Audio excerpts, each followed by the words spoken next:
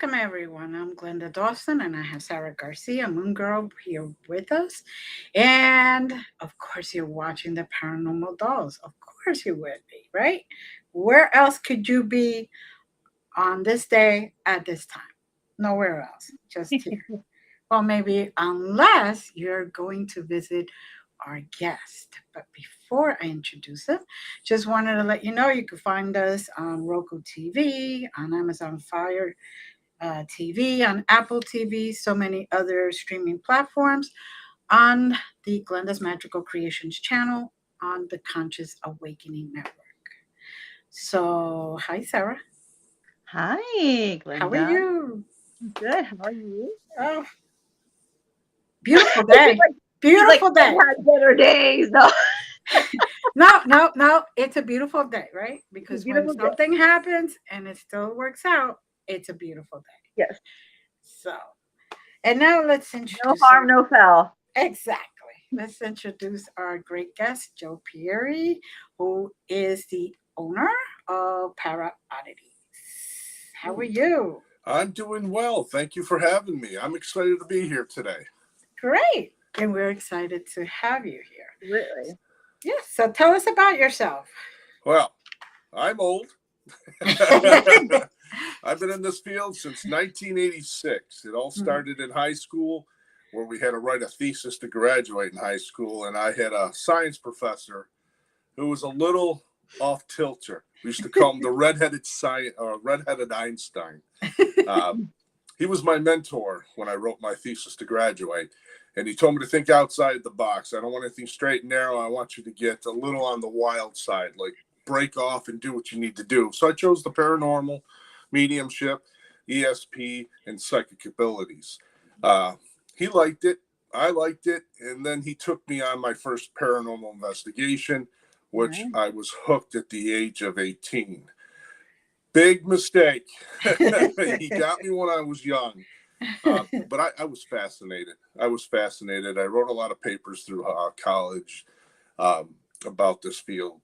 And I've been studying it ever since, off and on. Now, lately that I'm retired from the corporate world, I decided to open up a paranormal oddity store. It's in Depew, New York, just outside of Buffalo, New York. It's a lot of fun. It was a gamble because I started from scratch, but I like challenges. So I started off in a real small store, outgrew it within 2 years, and now we're in a 2,400 square foot storefront with venue. That's incredible. It's in an 1890s building with a beautiful copper dome up top. It's gorgeous. I love it there, and it's the best thing I've ever done. I wish I would have started this younger, but as we know, 10, 15 years ago, this wasn't accepted as much as it is today. So it was a challenge. I'm glad I took the challenge. Every day is an adventure for me, and I love everything about it. Awesome. Can you tell us a little bit about some of the more obscure objects that you have in your awesome store? Yes, I can. Well, when we first started, the oddities was oddities. Up here in New York State, they had to change the law on who can have these oddities and who can sell them. I didn't fall underneath that criteria, but we used to have skulls. We had a shrunken head. We had I things love like them. that. Those are so expensive and Gorgeous stuff. satisfying. But, as I could probably spill it here because I don't think they're going to bother me anymore. I kept one of the shrunken heads. It's still in display in the store, but it's hidden with the haunted / attached items. Okay. So when you look into a cabinet, which I have this cabinet in the center of the paranormal section, you can see a bunch of attached haunted objects, and it sits right in the middle. And I think that keeps everything balanced in there because I have everything from good and bad in that cabinet. Yeah. And it's fascinating because sometimes that cabinet will vibrate and shake for no reason. Wow. So what kind of items? We know they're haunted, but what kind of items? Well, I have a doll from England that was shipped to me because the people say that they were afraid of it. Come to find out that this item is pretty decent. She gave us her name through voice recorder. She said it was Valerie. She's beautiful, and she claims she's a healer. Now, in 2016, I had cancer. And in 2020, I had COVID real bad. And I did a 180 with both of them. And I'm not saying it's the doll, but I'm saying it's the doll. Does that make any sense? It's unbelievable. I had back problems. I had all these kidney problems. They don't exist anymore. Wow. I do pray. I do Mhm. that. I contribute a lot to what I believe in, my faith. Right. But there's something about this doll. When I would go to work, I would feel not healed, but zero pain, Mm. and it's remarkable. So that doll is never leaving. It's part of this cabinet, and I think she's the number one contributor to that cabinet. She's in charge. Mm. I put her in charge. Now, there are other items that are pretty bad. We have a temporal possession mirror, which is a mirror that a 12-year-old had purchased at a garage sale. And when he took it home, he went south. He was a good kid. I guess he started hurting his parents in multiple ways. Wow. And then the parents saw him saying bad things, asked us to come get it. The kid put up a fight. And then 3 days after, he didn't even know he had it. But this mirror will swear at you, will call you names. It's in there. We have it pretty well protected. It's with other tough items, a lot of like books. We have a small book from Seattle. We have a floor panel from Seattle that kids were saying there was something attached to, and we got it, and there was. These objects inside the case will start to shift too. You'll hear a rumble in the glass case, and all the stuff will start to sway back and forth. It only happens once in a while, but it's fascinating because we'll get mediums that come in and they'll stare at them and look at me and say, "Uh-oh, what's in there? I can feel it over here." And I'm like, they're light and fluffy, I used to say all the time. But the good mediums would say, "I don't like this one." They would point to the tough ones. I mean, we have part of the house of Hinsdale House. It's up here in New York State. It's a very, very famous house because it's the only house in New York State that actually had an exorcism that was approved by the Vatican. And we have some of the clapboard of the original house. My friend Dan owns the house now.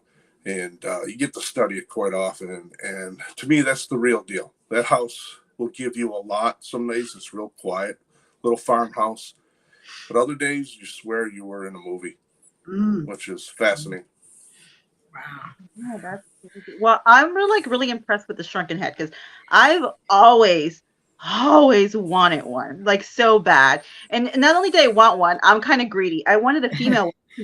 Even more rare to find female ones because normally it's like men who went to battle and war and women wouldn't. Yep. So there's a few like sporadically here and there, but that was like top tier for me. I was like one day, like at least someone like next to me, take a picture, anything. So that's I need to go because I'm super curious and I want to do the damn shrunken head in here. If you got to look into Ecuador, they're willing to barter the heads away for material. That's how I got mine. I was with 3 other people. I can't mention the name, but they're down. actors. Sign me up. It took us about 6 months of bartering, and finally they took the mules and the shiny slats of steel of the tribe. But they'll execute women as sacrifice, and they'll do the shrunken heads. And they do it quite often, and it's scary. But we were able to block those stories. It's funny. The barter had to start off in Brazil and go into Ecuador because Ecuador is broken into 3 different quarters. There's the modern part of Ecuador, and then there's the tribal end, which you do not touch, you do not talk to, you don't get near them, and it's dangerous to go in there. And this barter would go in because he was close to the tribes, and luckily we got the 4 heads that came out, and the 3 actors that I was involved with, they didn't get theirs because theirs was shipped in through San Diego, and mine came up through Atlanta for some reason and made it. Wow. But boy, does it smell. Whew. You want to talk an odor? I have it in a double glass just to make sure. And you got to mummify it every 6 months or so. You have to apply these oils because it will decay. And they only last between 10 and 15 years because finally they start to break down, and you'll Right. see it. The nose will collapse in, and it Yeah. gets black around the eyes, and then they Mm. just fall out, and it's kind of crazy because inside the head itself, you still see all the veins and the Wow. attached, the eye Wow. sockets are still there. It's crazy. Wow. It really is. The closest thing to one is like a fake little toy one that I like Yeah. carry around. Yeah, and it's funny because sometimes they'll glue the mouth or they'll sew the mouth. Yeah. Saw them out But there. lately they've been gluing it. They use some type of material to hold it shut. Hmm. I have a little gap in mine, and I always used to put a little piece of red thread through it, make it look like a tongue Right. hanging out of it, because that's what they used to tie the tongue, hold Right. it out, is when they did the head, trying to preserve the tongue as much as possible. It's, I don't mind having it, but it is time consuming to keep it up. Well, if you Because- don't want it, I am more than happy to take it off your hands. I don't know about Anything that. of the I have to week. keep this one just for the unbelievable factor on. I mean, there's universities that are after it. New York State Yeah. told me to get rid of it, and I hid it. I had one that was pretty well broken down. I surrendered that one, hoping they would leave me alone. And ever since COVID, I think they forgot about that I have it, and which is good. Because that's my prized possession. Yes. Yeah, Well, you know what? Now you're gonna have to hide it because people are gonna watch this, and I don't want you to get put in the I've safe. had people try to get in the case to take it. All right? Really? Oh my goodness. It's, in the case that it's in, it's tricky because it doesn't open like a normal case. Right. So they can't figure it out. And I have some objects attached to the case to give a little bit of making them shun them away a little bit. And Mhm. you know what? I always say if you steal from a voodoo shop, not a good idea. Not a good idea. Yeah. Speaking of voodoos, like what other like voodoo do you have? What voodoo stuff do you have in there? Right. Well, I make voodoo. We Oh. have classes in our venue where you can come in, you can make a love voodoo doll, a juju doll, a straight up voodoo doll. Mm. We do things like sugar skulls, healing trees. We have lecture series. We do events in there. We actually had a small little concert with a guitarist who was studying inside the paranormal and the voodoo. He was phenomenal. We do all different types of things. We actually have dinners in there as well. We do dinner and a voodoo doll. So Oh. we make it a romantic thing because you make love voodoo. And love voodoo is Oh. very powerful because it's to entice your partner for coitus. It's romantic as heck, Glenda. Yes, I know. Nothing like a little voodoo and love to get the blood boiling. And they work. Yes. Take Back some in wine. 2019 Yeah. Bring your own Get the beer, wine. whatever, man. You're good to go. Valentine's Day, perfect. That's what we do. Valentine's is a big time there. And in 2019, we had the FBI book the entire event for their agents. Wow. And How Wow. so now we do a private one for them because Right. they enjoy coming there. But, I always tell them, remember, who had you do this? Keep me out of the red or the black box, whatever you have, the black book. But they're fun. They're fun people, and they enjoy it. We serve all different types of, faiths and beliefs there too. We have Catholic, we have Jewish stuff there. We have even demonics there, or demonic Satanism is there. Whatever you believe in, you can find something inside the shop itself. Okay. I studied all religions and read about it so I would understand what each one was. Mm-hmm. And it's funny because they all come back to one, no matter what it is. Exactly. I have my theories on what's our God in this, but I'm Catholic, I'm Christian, I'm Jewish, I'm Muslim. I study it all. I practice everything just because I don't want to miss the boat. Just in case. Just in case you want to say you're all of those religions. I cover my. Remember, well, basically all of it is love. We start in love, we go back to love, right? Everything in between has been kind of rewritten by humans. Yes. Oh, yeah. Exactly. And it got lost in translation so many bloody times. The Bible's been, it's been rewritten so many bloody times. So. Well, and the Vatican has the Bibles with the original pictures of spaceships and all that other stuff. Yeah. Right. So And I got to talk to a bishop about that. yeah. And his belief was talking about extraterrestrial Mm-hmm. as contact to the heavens. Mm-hmm. And I looked at him, and he looked at me because he knew I was in the audience when he was Right. giving this lecture. Uh-huh. And when he said it, he eyeballed me directly. And I looked at him, and I He winked at eyeballed you. That's funny. him. And everyone turned their head and started looking at me like, "Who's this guy?" And I'm like, But it's true. It's very true. So you're talking about all these types of classes. Do you have any classes coming up? well, for the month of June and partial July, we shut it down because everyone's doing graduations. They're getting into the summer thing. But we do a massive cleaning. We'll redecorate if we have to. We'll add stuff to it. Right. But this time I'm going to leave it open for crafting. So Right. it's starting next Friday, a week from this Friday. It'll be open for crafting, meaning you can walk it off the street, and I'm going to have a menu of items. You can do voodoo, healing trees, and it's like going to a restaurant. Right. You can order what you want to do, and it'll be open during business hours, which is nice. And we like to offer all different types of things. And we're going to expand a lot more. There's so much more. I mean, the theory of a Dybbuk box that's out there. When you study Judaism, it's a Dybbuk is just praying to your relatives. There is no box. It's called an All Souls box. Mm-hmm. That's how they used to communicate with their relatives. And we make those here, but it's a positive one. But they're gorgeous, plaster things. You put what you want in, we seal it, and it becomes yours. We wrap it with chain. We put a lock on it.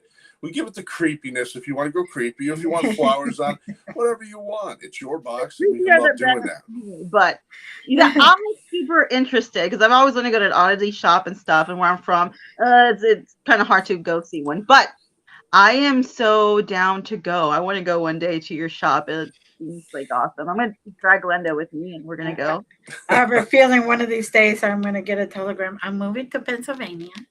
Or an email. I'm moving to Pennsylvania. I can't handle it over here anymore. It's a lot of fun. Like I said, we're a place where people can come and have fun. You're not judged there. And I think that's what draws everyone in too. And everyone walks in and say, "Oh, it's so nice and positive in here." And I'm thinking, well, that's what we're about. Right. We're here to talk. I mean, we even have a spell room. You can go in and make spells. Nice. And that's a very, very popular one. I bet. It's a lot of fun, and we're just starting to introducing new product, which is nice. It's starting to come in now, and that's where I was supposed to be today, so shame on me. Stocking, but I'll get it done this week. I have about 10, 15 cases ready to be opened up, and we have more coming. But I love doing the events. I just love doing the events. And around Halloween, it blows up. We have the 716 witches here, and they do the dumb supper, and it's phenomenal. We do 24 people, and it sells out with about an hour, and it's fully catered, and everything is black with candlelight, and it's gorgeous. Perfect. Yeah, exactly. Like, gorgeous. Sign us up. I know. And it's great. And we do all fun things. We do Victorian seances. We do paranormal experiment nights. Nice. We do spirit box where we all get involved. We contact like a conjurer around a table. I should say conjure. That sounds kind of rough, but it's more of a seance to get the spirits to communicate. And it's mind-blowing. And what even makes it even better, the place is haunted. Ooh. I love it. Nice. Just the history of what that building was remarkable. I was about to ask you, since you said haunted, like haunted because the objects, or haunted because the location, the building was already haunted? Well, the building is already haunted. That is definitely, it's from 1890, start off as a medical facility. Oh, so it's haunted. It's haunted. It's haunted. And I hate to say it, but there was a murder in 1982 in that building. It's a cold case. And it was on Halloween of all nights. Of course. He was dressed up as Dorothy, and he had lost his girlfriend to someone at the bar, and I guess it escalated into a fight, and they still don't know who did it. Oh. But he's there, and he answers the questions. Hmm. We get visuals in the building. You'll see this oblong figure, and it looks like a big piece of black cardboard floating, and then it vanishes. And then it travels, because we have a little mystical pathway you take to get into the venue. You walk in the hallway, and it's all purple. It's got the lights, it's got gargoyles, and you transform into the venue from the store. So It's like two separate areas, and it's awesome when you walk through, because that's the path that it likes to take. And it's great, because in the venue, you'll see it on the upper bowl. You'll see it circle. You'll see it go down the middle. A lot of people have seen it. And I always tell them, when you buy the ticket, this is what could happen in the room. And people love it. Once in a while, you hear the crowd go, oh, and I'm thinking, okay, they must have saw something over there. And it's fun. Like I said, we do a lot of live events there, too. Some nights we'll run a camera with red light, and it goes for 8 hours. And you can watch and see what happens. We do that. I think we do too much, don't we? No. I'm Never down enough. to do all of it. Sign me up. It's never enough, this kind of stuff, please. I truly enjoy it. My number one passion is the research into the paranormal. I've been doing it a long time. I believe in real paranormal research. And I think we're on the border of opening something up and finding the truth behind everything. Yes. Oh, yeah. Yes. We're getting right close. there. We're right there. We're right there. And there's going to be a lot of people's mouth going, and we're going to be like, yeah, I knew it. Exactly. And then we'll become mainstream, and then it'll get real crazy in this field. Now, you mentioned the haunted doll. Besides the haunted dog, have you ever brought any other haunted objects, or that you were aware of, or you just felt they were haunted? Well, a short story. I collected a lot of this, and I had them in a storage unit. And one day I get a call from the storage unit saying, we need you to come down immediately.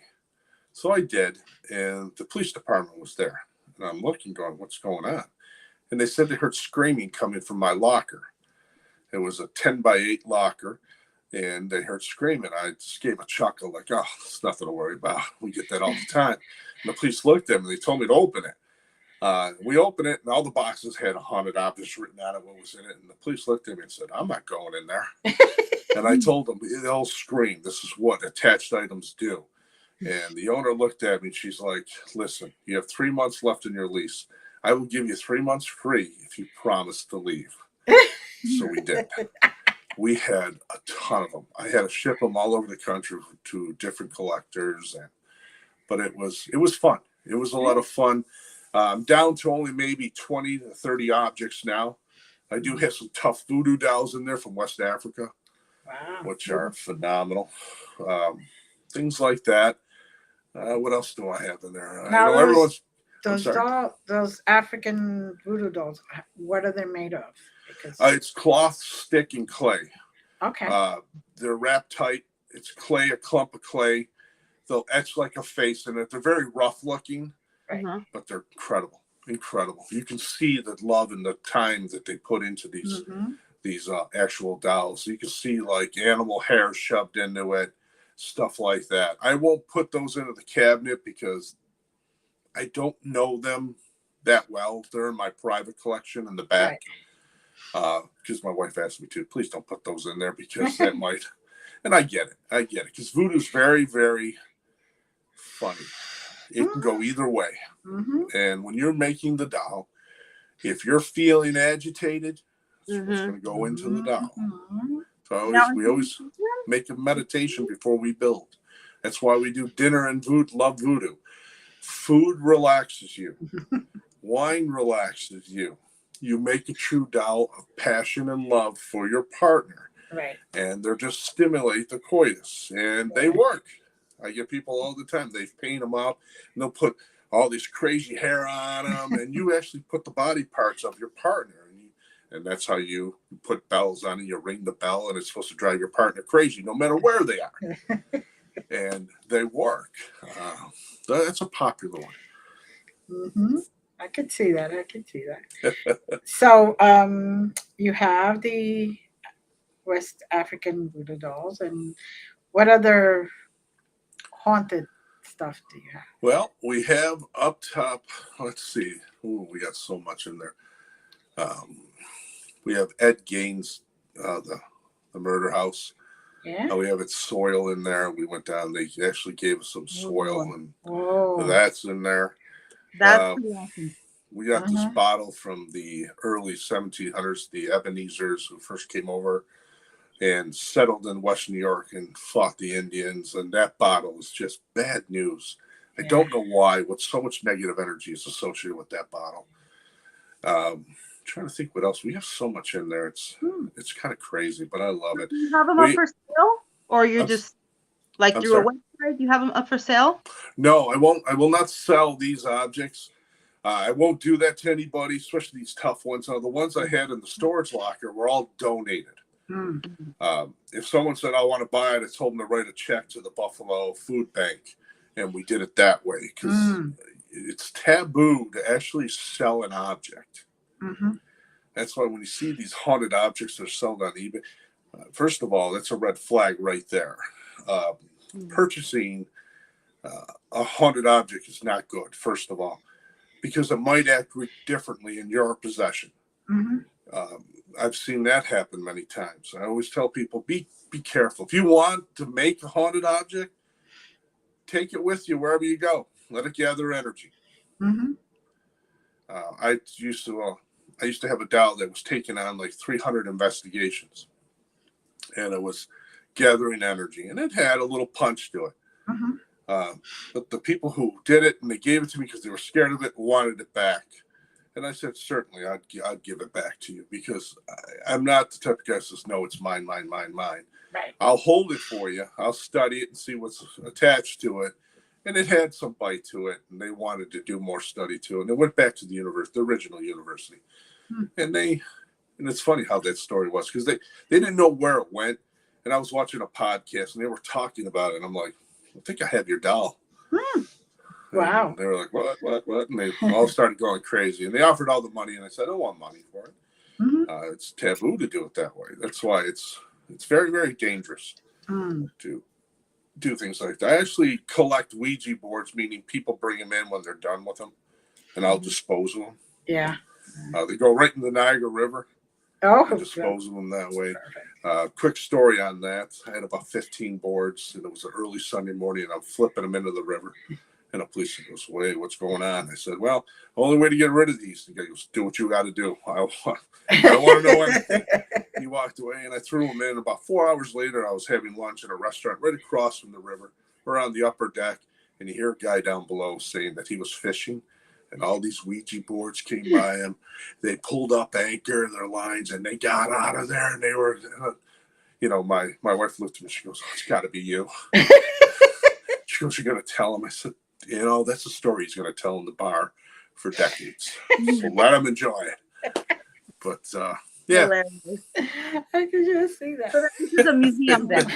Yeah, can you imagine that? All the Ouija boards come And by. they're ripping out of here. It took them like 2 minutes, I guess, to get the lines on anchor up and gone, which is fine.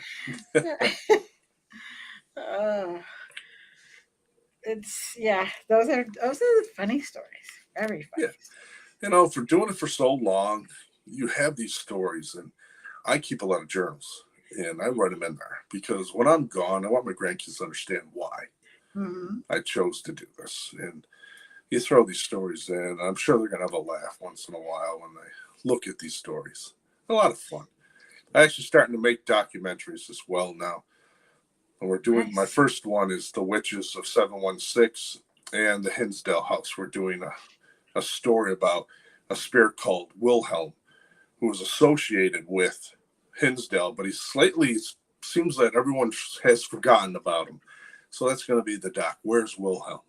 And we're going to do a short doc on that, about a half an hour, 45-minute doc. And we're just starting to storyboard them, get them ready to go. And next week and the week after, we'll start filming. Nice. Sounds like a lot of fun.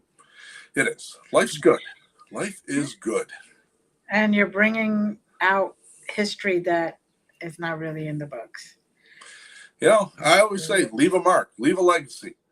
I mean, we all have the capability of making documentaries. We have these things called cell phones now that have high-tech cameras that are better than most cameras you buy and spend thousands of dollars on. Mm-hmm. And I'm actually going to shoot these series on an iPhone. Mm-hmm. I am going to do an iPhone series, and I shot a short one with my son, and it came out so good that people are like, oh, you had to use the Nikon or the Canon. And I just looked at them, I held up my phone and said, this is what I shot it with. And they're looking at me like, what? I'm thinking, yeah. That lens that's in this little camera, especially this one, on the other side of it is high tech. It's a glass lens, and that's what you need. Mm-hmm. Okay. So tell us more about how you slowly came about and developed all these things in your store. How did you get all the inventory, or I know we know about the shrunken heads. We know about that. People would call me and talk to me about an object, and then they would send it to me if it was too much.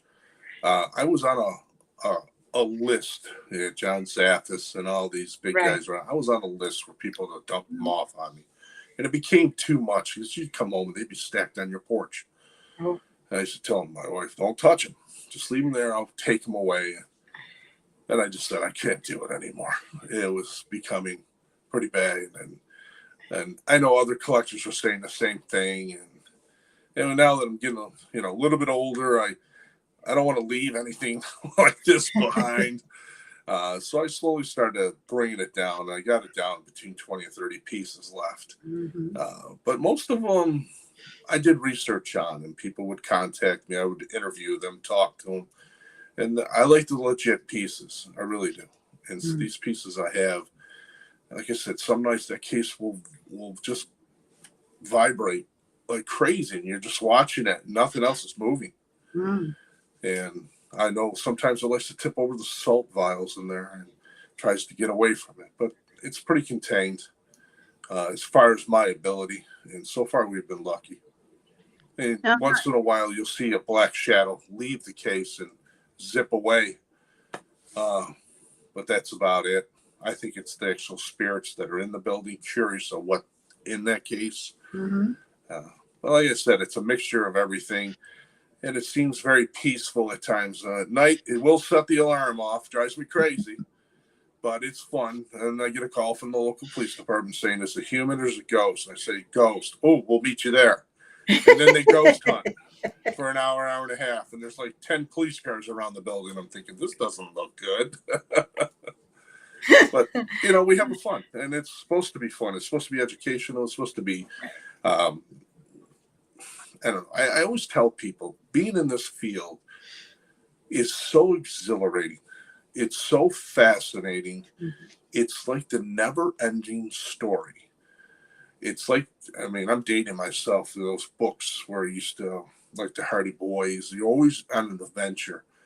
And I love it so much that I love to ghost hunt. I love to go to haunted locations. I love history. Mm-hmm. I like to soak this in, document it, be part of the history if we can. I don't know. Normal life stuff is starting to bore me a little. It's kind of scary, isn't it? But I like this adventure stuff. I like the odd and unusual. Can you tell us about some of the stuff that you have documented? Oh, boy. Oh, tons of stuff. Most of it's haunted locations. I love to document stuff like that. There was a place that was up towards Lake Ontario, and I was studying for about 2 months, and I was writing a whole series of lectures and books or passageways into books, and it was a never-ending story, meaning no matter what you wrote down, it would always change or add to it. And after 2 months, I had to pull myself away because I do have a family. I can't spend it there all the time, and I think that's the one that really got me into opening my own store. And I wanted it to be in a haunted location. I wanted it to be something special. I didn't want a consignment style store with fluorescent lights. it had to, when you walk in, you have to have that feeling of I'm somewhere different, I'm somewhere Mm. special, and I love that because half of the experience is the eye contact of where you are. And I use Disney's platform of if you don't see the shock at all when you first walk in, it means nothing. You can sell the best product in the world. If you don't have that, wow, I'm somewhere special, it's that. But my site is special. It's a little different than Disney's, you know? And it is. It's like I have gray and purple walls. I have lights that hang. They're beautiful. I have spotlights on certain product. Everything looks like the wooden shelves, a little bit antique looking to it. It's not like the clean look of a store. It's something different. And what you see in that store is what my vision and what was in my heart. And when we opened the venue, I said, it just can't be a normal venue. It can't be a door to enter in. I had to make a passageway. I had to cut through 3 solid brick walls that went all the way up to the roof. And it was a chore, but it's something special. And that's what I love about it. I really do. And I'm actually writing passages on this building, my experiences. And I'm going to do a short doc on it as well because I just love it. I love this stuff. I really do. Yeah, so do we. So do we. Now, before we get too much further, how can people get in touch with you? Well, email Para Mm-hmm. Oddities Mm-hmm. at AOL.com. I love the AOL because the hackers don't even bother with AOL anymore. That's why I Right. use it. Sounds crazy, but everyone thinks AOL and they think of 1990s. And I love that because the hackers say, I ain't going to go there. They're all, this and that. You can start there. You can follow us on our website, paranormaloddities.com. Right now, it's a little behind with the new events because we're starting to do more. We're actually going to work on it this week where you're going to see all the new events popping up, especially all the crafting that's going to happen in there. The documentary, you're going to have a new space in the website where you can watch all the documentaries as well. Nice. Nice. I'm not charging anyone to watch these because I believe writing the documentaries for educational reasons, entertainment reasons, and I don't charge anything for that. I want people to enjoy it. I want people to say, hey, wow, this makes sense, or this is fascinating. I need to look at more of it. Things like that. You can hit me on Facebook as well. I'm Joe Para Oddities Okay. on Facebook, and then there's Paranormal Oddities and Venue on Facebook. Instagram's the same. Things like that, and I'll post some crazy stuff here and there. We'll do some lives on there, and we have a lot of fun doing it. And also, I have a show called Para Blues, where I talk about things in the paranormal. I do Spirit Box Live with our Spirit Tower. We do that as well, which is a lot of fun. We keep it fun. We keep it interactive. I build gear and I showcase to people how to build it, what it's for, and that's always a fun one as well. Mm-hmm. So, out of all the pieces, was there one that you resonated more, or was your favorite? Valerie, the doll. Yeah. It's hard to believe when I tell that story about how it heals, but it does, and I don't know why. I should not be here today. The 2 things I faced against, I should not be here.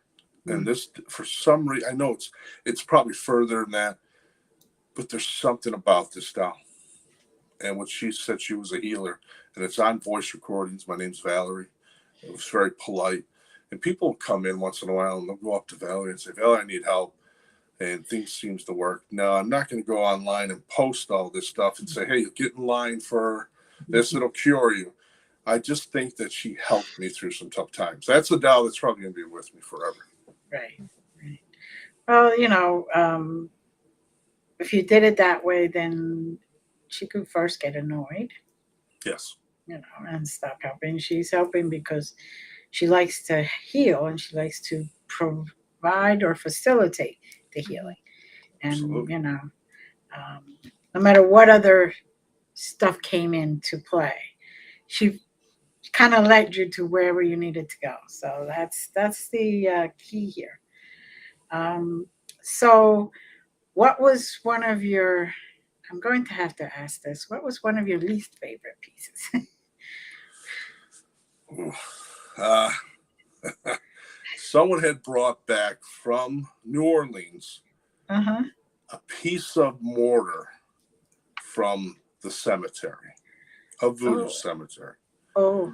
And they said it caused a lot of problems. They brought it to me. And it caused a lot of problems with me in Hmm. my store. Goes back to the first store, the smaller one. Electrical problems, heating problems, just you would come in, you would feel a heaviness, things like that. And I knew it was associated to that doll. Now, I could tell you a story about that piece. It's so hard to believe. I have a hard time believing it. I'm thinking for some reason I was knocked out and I dreamt this. But to me, it was so real Hmm. because I was in the store closing up and something happened to me that just, it's unbelievable. And I still can't wrap it around, but I did have other people witness it as well. And I still talk to them about it. And they're like, I have no idea what that was. And it's mind blowing. But that piece was not good. We actually shipped it back to New Orleans and they threw it back in the cemetery. Well, that's good. That probably is where it belongs. Oh yeah. Has anyone ever gotten hurt or felt like they picked something up after they went to your place, or I they? get people say that. Yeah. They're saying I think I have an attachment. Uh, you can get attachment walking down the street. Yeah. They're all around us. Number one place to get attachment is hospitals. Mhm. You have sudden tragedy of death. They don't know they're dead. They don't jump on your back, go home with you for some reason. They just attach you, and then they freak out because they're in your kitchen and they don't know where they are. And that's a common thing with a lot of my clients that call and say, I think my place is haunted. Just started. I'll ask that question. Were you in a hospital? Oh yeah, we were. Well, good news. Lasts 3 to 4 weeks and it vanishes. Uh, it's just energy won't stick to a location unless it has something associated with that location. And it's the same thing with the product. It doesn't mean the spirit lives in that product like the doll. The doll is a connection. It's a way to communicate to us through that product. I had a haunted cabinet, and I'm thinking, why would someone want to be in a cabinet? And it actually answered, I'm not, what cabinet? And they didn't know they were in a cabinet. So I come Okay. to the conclusions that they just talked through that product. I had to get rid of that cabinet. That cabinet would just, you would hear it go, like make a scratching sound across the floor, and you're like, it's moving. And I'm thinking, how is this thing moving? And the drawers would just fire open, and it would drop all the pens and everything I had on. I'm like, oh. So, and it became too much. Even my son said, Dad, I'm not going in that back room. There's something back there. And I said, it's got to be this thing. We got rid of it. We got rid of Right. it. Well, sometimes it's a little too energetic. It's got a little punch to it sometimes, Right. Doesn't mean it's evil because people like to slap malevolent on everything. Yeah. Again, you're talking 37 years of doing this. I don't think I ever ran into that. Mm-hmm. My toughest one was a Native American case. They want nothing to do with us. Those spirits, they don't want us. They don't want to talk to us. They don't want to associate with us.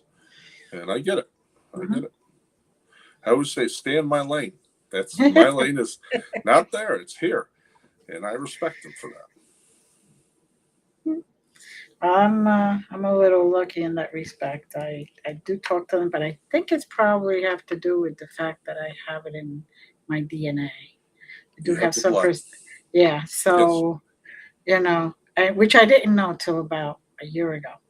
I did one of those DNA 23andMe or whatever. Mm-hmm. My kids gave me for a present. And you're connected. And that's Yeah. what they want. They don't want, like, I don't have anything in me. They don't care about me. It's fine. There was their belief, and I respect it. I leave them alone. Yeah. Well, they were really abused and all that, so you know Absolutely. they have things to deal with. That's right. They're very spiritual people. Hmm. They believe in coming back as their native animal. They get to choose what they want, and that's why half the time you might hear a growl. Doesn't mean it's malevolent. It could be a native spirit associating maybe to a wolf, Hmm. whatever they choose to attach. My spirit animal's an owl. There's something about owls. They're very curious. They just sit and watch. Hmm. And that's what I do. I'm more of the back row and I watch. And I soak in. But that's what makes it great. We're all different. Right. And I love that. And I'm a people person. So we heard that you had said it that you like to go paranormal investigating and you travel different places. What was one of your most, I wouldn't like to say favorite, but most interesting place that you've gone Hinsdale House. If you get a chance, to? Yeah. that is a must. It actually moved the house on us. Hmm. I had a police detective with me, and we're sitting there, and we said, geez, we were talking about the Wilhelm guy. And I said, if you're really this big, you're that much energy, what can you do? And the house literally bounced up. Ooh. And he looked at me and said the energy had to come from beneath because our knees buckled. We didn't sway. Right. And I said, okay, what does that mean? Then you hear a voice says, it was me. It's clear as day. We have it on a voice recorder. And I said, my goodness, if that's you, you certainly can do it again. And it did it again. That made us sit down quickly. And we're trying to figure this out. We're trying to communicate. And this is where it gets a little bit of a twist. Clara Miller, back in the 70s, who had the exorcism done there, she had written in a book about aliens, extraterrestrial, on the location. And my friend Joe is a police detective. We're sitting there, and it's about 6 o'clock at night. The sun is just about ready to disappear, so you can still see. We had a figure walk through the living room. And we didn't say a word. We just looked at it, and it had a figure of an alien. As soon as he looked at me, he goes, what are we looking at? I said, I have no idea. So it walked over to like the corner and it stood by a window. And I always add humor to things. So I said to it, I believe your cloaking device is failing. And it turned, it spiraled, and it was gone. After that, we had contact Clara. I said, Clara, did you ever see anything in the house? She says, oh, yeah, certainly we did. And I described it. She goes, oh, yeah, that's one of them. And that was, to me, the most amazing thing, because I don't know if I was looking at a ghost or something from somewhere else. Mm-hmm. That's why I kind of starting to link everything together a little bit. That house is phenomenal. It will talk to you. It will move things for you. It will make you feel comfortable like it's your home. They call it like a sucker house that pulls you in. You feel comfortable, and then it gets you. There was another guy who got temporal possession there, and that's part of the interview we're going to do for the documentary. And I always tell it when we actually have a voice recording. It said, just die and come to me. And the first thing I did, I stood up and I said, absolutely not. That will never happen. None of us will ever do that. And it got mad. It got mad at us because I wanted to revoke it. I just pushed it away. I said, no, that's not why we're here. And that was the scariest EVP I've ever have gotten. It's because that threatened my faith. That's, was trying to do something. It was trying to get us to acknowledge something. I refused to do it. I think that's why the spirits there don't like when I'm there, because I'll ask some tough questions with them, but they know they can't get to me. I'm very protective when I walk in there, but it's my favorite location by far. It's just, and it's you're alone. It's a farmhouse tucked away. There's nothing around you. There's no contamination. And when things happen, you're floored. It's just mind blowing. Of cars pulling down the dirt road towards you, and then they vanish. It makes no sense. And you sit there and you shake your head and go, right, that's a car coming, right? You can hear it. You can see the headlights. You see the dust being kicked up, and then it's gone.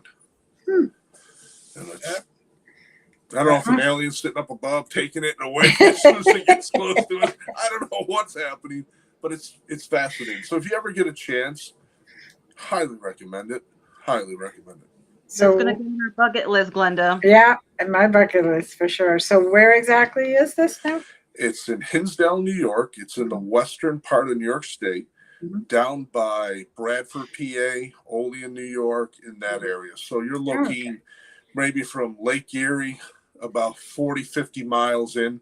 When it's easy to get from Pennsylvania or New York State. It's incredible. It's by far my favorite.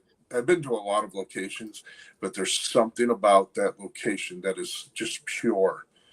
I like it because there's no contamination. You're by yourself, and when you see figures standing in the window, it makes no sense. And you have cameras on the outside, and there's nothing there. It's mind blowing, mind blowing.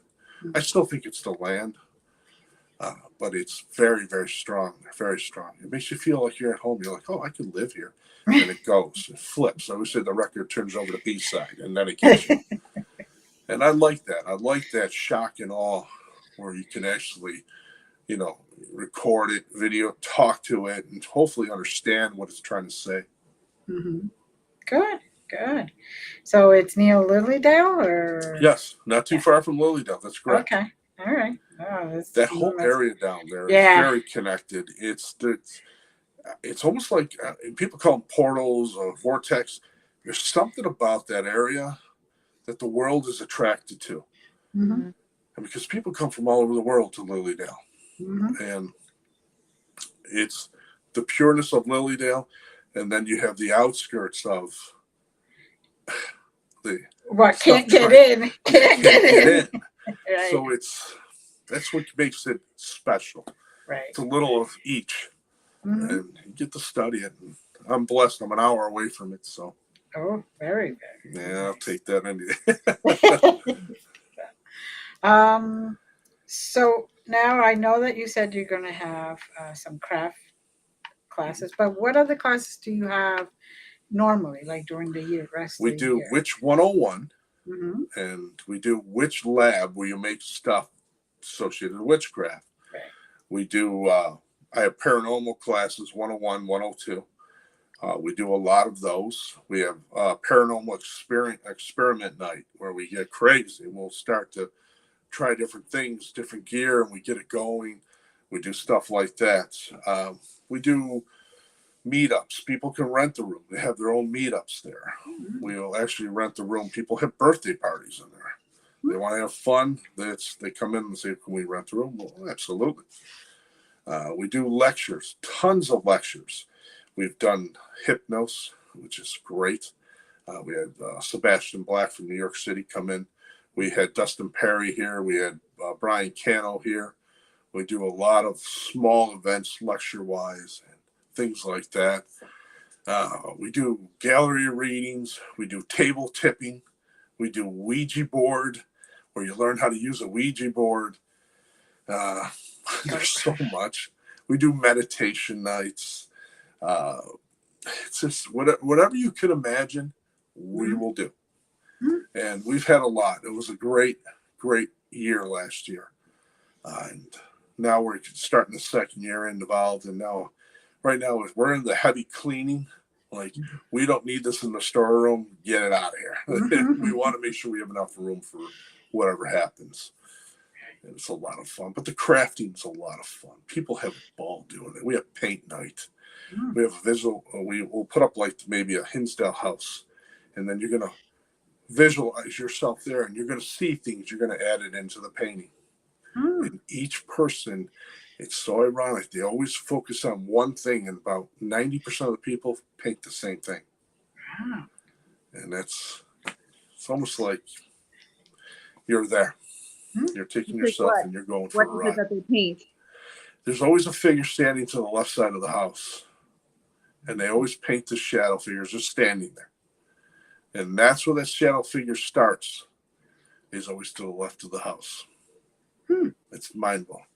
The lady goes, I don't know why I painted this. I'm thinking, and I show her a picture. I actually have some pictures of shadow figures that we've caught there.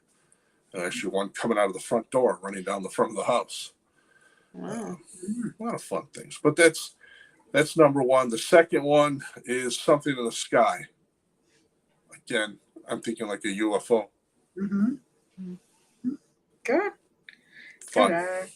And I'm sure that area being a little more quiet, more open, gives itself to more visitors. Yeah. It does. The town doesn't like it.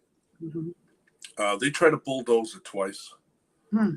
And it was saved twice. And Daniel went in and bought the place so they couldn't touch it anymore.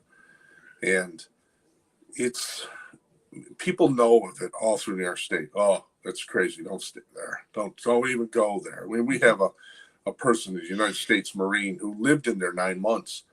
And he had to get his family out right away. He just threw him in his truck and said, we're leaving everything. We're going. Because it was so bad for him. Wow. That's interesting. That's very interesting. It's fun. Isn't that crazy? Is there something wrong up here? No, we're all the same here, right? I'm fascinated with the unusual. I don't like the day-to-day thing. Mm-hmm. I like things that are odd and unusual. I like to study. I want to know more about things. I'm not the type of guy that, like, when you went to school, like in the college, they fed you the same line they did for the last 30 years. Mm-hmm. I said, it hasn't changed in 30 years? What are we missing here? The guy likes to open things up. There you go. Well, thank you, Joe. That was letting us know this fascinating stuff. Again, Moongirl is probably going to be your number one fan if you decide to depart with that shrunken head. She'll be right there going me me me me. Hello. I don't blame her. It's fascinating. Excited. When you come to the store, you can barely see it because it's hidden in the haunted cabinet. It's tucked where you can barely see it. We'll just know now. We'll know. We'll scatter around. You guys will be drawn to it. You'll find it. You're gonna make a trip there, Glenda. Yeah, exactly. And then he'll be like, "Where's that dog? We have no idea." What happened to Valerie? We lost Valerie. We don't know. Thank you again. Thank you for having me. Thank you for being here. Moongirl, Sarah, as always, you look great. Thank you, everyone. Many blessings. Stay well and be good, but not that good. You have more fun that way. Bye.